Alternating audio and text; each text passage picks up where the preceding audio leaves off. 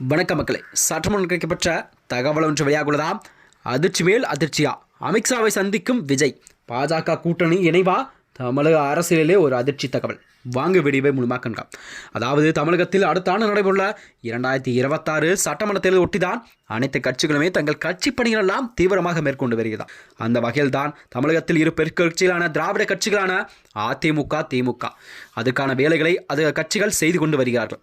அது மட்டுமின்றி புதிதாக களமிறங்கியுள்ள விஜயின் தமிழக வெற்றி கழகம்தான் அரசியலிலே ஒரு பரபரப்பெல்லாம் கிளப்பியிருக்கிறதா. அதாவது அதிமுகவிலிருந்து பிரிந்து சென்றவர்கள் எல்லாம் மீண்டும் இணைக்கும் வகையில் அதற்கான வேலைகளை செங்கோட்டையன் அவர்கள் செய்து வந்தார். அதற்கான காலக்கெடை கூட எடப்பாடி பழனிசாமிக்கு 10 நாட்கள் காலக்கெடை ஒன்று விதித்திருந்தார் செங்கோட்டையன். அதனைத் தொடர்ந்தான் எடப்பாடி அவர்கள் செங்கோட்டையனை கட்சியின் அடிப்படை பதவி உறுப்பிலிருந்து அனைத்து பொறுப்பிலிருந்து அவர் நீக்கப்பட்ட என்று உத்தரவு ஒன்றை பிறப்பித்தார்.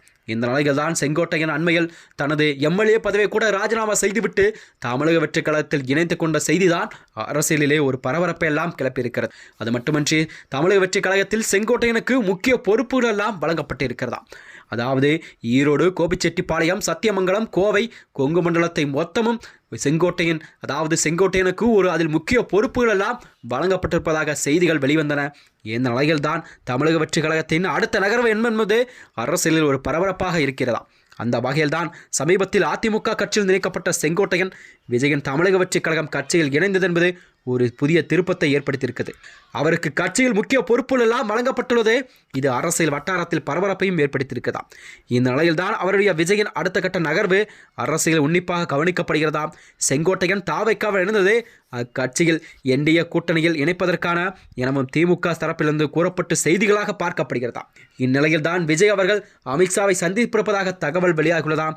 இது குறித்து வானதி சீனிவாசனம் கேட்டபொழுது அவர் யார் யாரை எப்போது சந்திக்க வேண்டும் என்பதில் டெல்லி தலைவர்கள் எல்லாம் சரியாக இருப்பார்கள் என்று ஒரு சூசகமான பதிலை ஒன்றை அளித்திருக்கிறார் வானதி சீனிவாசன் அவர்கள். அது மட்டுமின்றி பாஜகவானது கண்டிப்பாக தாவைக்காவ தங்கள் பக்கம் இணக்காதற்கான வேலைகள் எல்லாம் டெல்லி தலைமை செய்து வருவாகும் அரசியல் வட்டாரத்தில் பேசப்படுகிறது. அது மட்டுமின்றி தாவைக்கா எப்பொழுதுமே தனித்து தான் போட்டியிடும் என்று தாவைக்காவின் பொதுக்குழு கூட்டத்திலே விஜய் தான் முதல்வர் வேட்பாளர் என்றும் தாவைக்கா பொதுக்குழு தீர்மானம் ஒன்று நிறைவேற்றப்பட்டதாம். இந்த நிலையில் தான் கண்டிப்பாக தாவைக்காவர் இன்று 2026 சட்டமன்ற தேர்தலில் 234 தொகுதியிலும் தனித்து தான் போட்டியிடும் என்று தாவைக்கா தலைமை அறிவித்துள்ளது. இந்த நிலையில் தான் விஜய் அவர்கள் டெல்லி செல்ல உள்ளதாகவும் தகவல் வெளியிருக்கும் நிலையில் டெல்லி சென்று அவர் அடுத்த கட்ட நகர்வு என்ன என்பதை கண்டிப்பாக மக்களிடம் ஒரு கேள்விக்குறியாக இருந்து வருகிறது. அது மட்டுமின்றி மேலும் இது போன்ற வீடியோக்களை தெரிந்து கொள்ள நமது சேனலை மறக்காமல் சப்ஸ்கிரைப் செய்து கொள்ளும். நன்றி, வணக்கம்.